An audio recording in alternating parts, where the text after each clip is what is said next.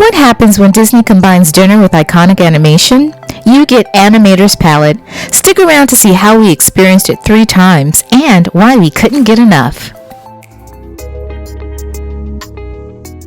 In today's adventure, we're taking you inside one of the most unique dining experiences at sea, Animator's Palate. This is a place where creativity and cuisine come together to create an unforgettable dining experience.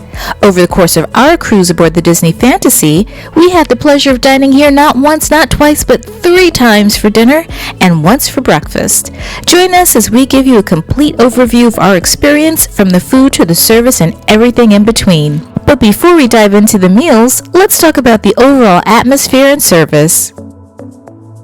Animator's Palate is a one-of-a-kind dining venue that brings the magic of Disney animation to life right before your eyes. And throughout your meal, you'll be immersed in an ever-changing, vibrant world of animation that's truly special. The staff at Animator's Palate is absolutely top-notch. The staff here are not only attentive but incredibly warm and personable. This was especially apparent with our son, who was treated with so much care and attention throughout our meals. Put some fixitas. Put inside the fixitas. Okay, ready, right? On the count of 3. 1, 2. Abracadabra. 1, 2, and 3. Try? Give it a try.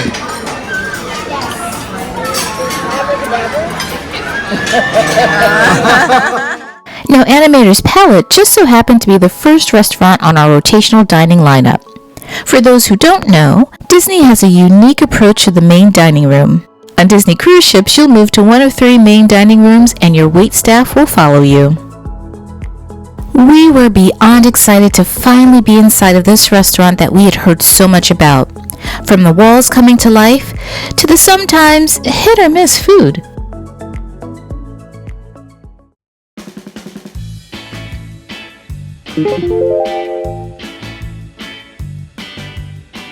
So I had the bread and I didn't think I was going to like it, but it was nice and crusty and flaky, and with the olive oil it was absolutely delicious. I almost ate a whole piece. It was good. I'm really funny about my bread, as in, is it good enough for me to take the hit on the calories? And this was good enough for me to take the hit on the calories.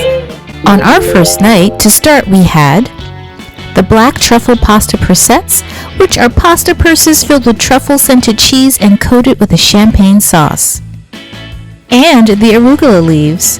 These came with red beets, orange segments, and marinated white beans with mustard dressing. For our main course, we had the ginger teriyaki dusted Angus beef tenderloin served on wasabi mashed potatoes with bok choy and a tamarind barbecue reduction. The pagnette bolognese, which was a pagnette pasta mixed with a rich bolognese sauce garnished with shaved parmesan and toasted garlic ciabatta. And our little guy ordered from the kids menu. He chose, you guessed it, the chicken strips from Flynn's main event. It came with steak fries and veggies. I just had the infamous truffle pockets and they were pretty good. There were about 5 of them in the dish. It was really creamy. The mushroom was delicious. There was a spice. It had like a little, it tasted like leeks. You can taste the garlic. It was really very, very good. It was very tasty. Every time I see that on the menu, I'm going to get that. It was delicious.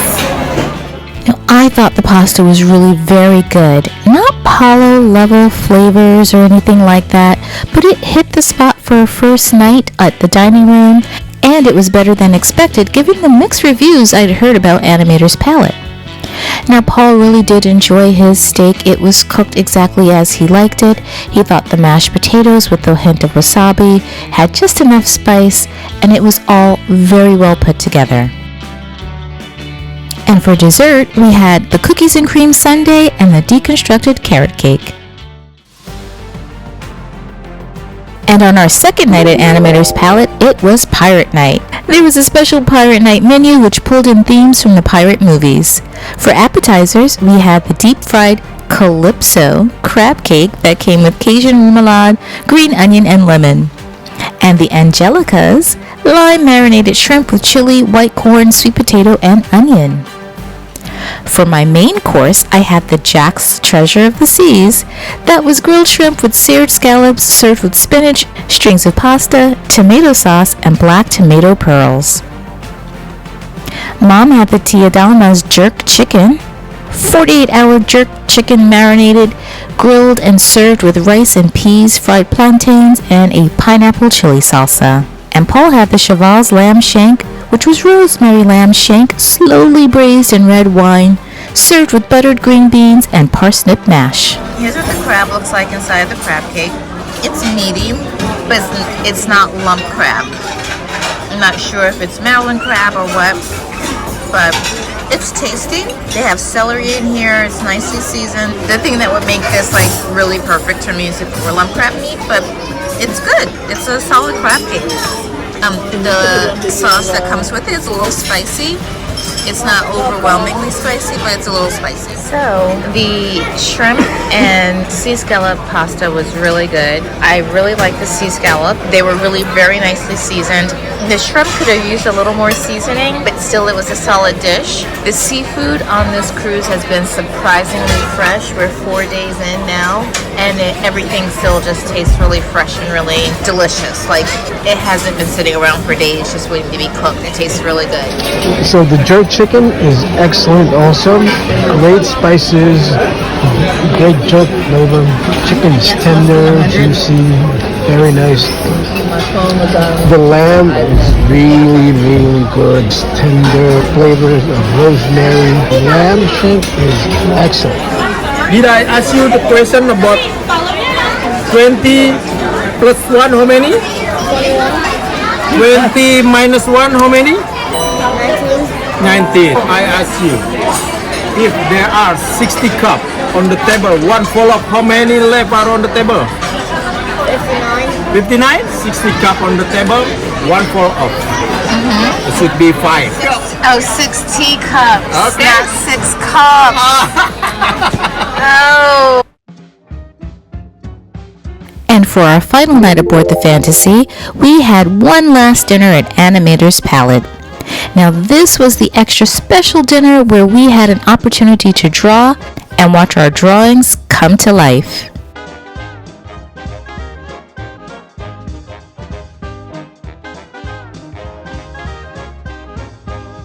For dinner on this night, we started with the lobster bisque, tuna sashimi, chicken satay, and the porcini sachet pasta.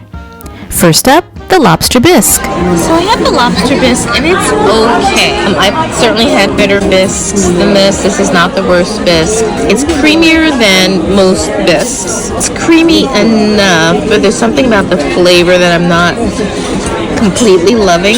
Maybe it's missing sherry and a little bit more cream. It's okay. It's just okay. Next up was the tuna sashimi.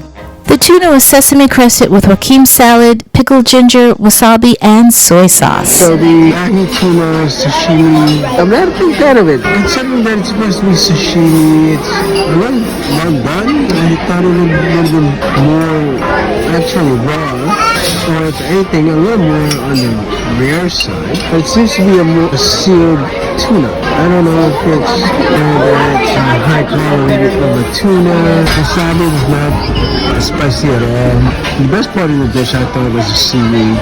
Then we tried the chicken satay. The Malaysian chicken satay grilled chicken skewers were marinated in turmeric, chili, and coriander and served with peanut sauce and cucumber. The chicken satay was really pretty good. Coriander, the curry, the cucumber sauce was really very good. I didn't care for the peanut sauce. It was not really a sauce. It was more like a peanut paste. So didn't love that. But this has great flavor. The chicken is very, very tender. And last but certainly not least, we had the porcini sacchetti pasta. These were porcini sacchetti pasta filled with porcini mushrooms, Swiss Infantina cheese with garlic, thyme, and Prosecco wine sauce. So this mushroom pocket dish is delicious. It's nice and creamy. It came to the table hot and fresh. There's a nice subtle flavor of mushroom. It's not overpowering at all. This is really very good. I would recommend this one. For our mains, yes, after all of that, we did still order main dishes. we had the grilled garlic marinated shrimp with linguine pasta, roasted cherry tomatoes, artichokes, sauteed baby spinach, and tomato basil provençal sauce. And believe it or not, our little guy branched out this evening. He had the chicken schnitzel breaded chicken breast, fried in butter, served with roasted bacon, potatoes, and buttered green beans. For his main, Paul had the herb-crusted rack of lamb with ratatouille, roasted thyme potatoes, and rosemary red wine reduction. A global statement about the entrees in the main dining room. They are large, huge portions. In fact, they're shareable. So if you wanted to try something and you're with a family member or a friend who wants to try the same thing and something else, I would suggest that you share the one thing that you both wanted to try, because this is much larger than I anticipated, and I really could have shared this with Paul, who also got the lamb. Okay, so the rack of lamb, I thought the lamb was juicy, tender, and well-cooked. It was very mild. The best part of this was the ratatouille. Second was the lamb. So I had some of the chicken schnitzel over there, and it is really very good. It is the thing that has come closest to the Palo chicken parm. It's nice and juicy and tender and flavorful.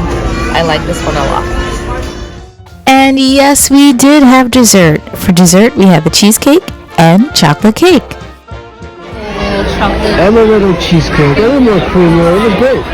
So this is really a fudge cake with a little chocolate cream or sauce in the middle and a little more chocolate whipped cream on the side. You really do have to like chocolate to like this. I like this. I just had so much to eat this trip. I'm done.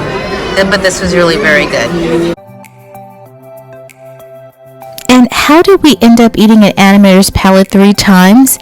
And were the meals as hit and miss as we had heard in the very beginning? It was a little pixie dust and a request of our travel agent to have us start our rotational dining with Animator's Palate. Personally, I think it was mostly the pixie dust.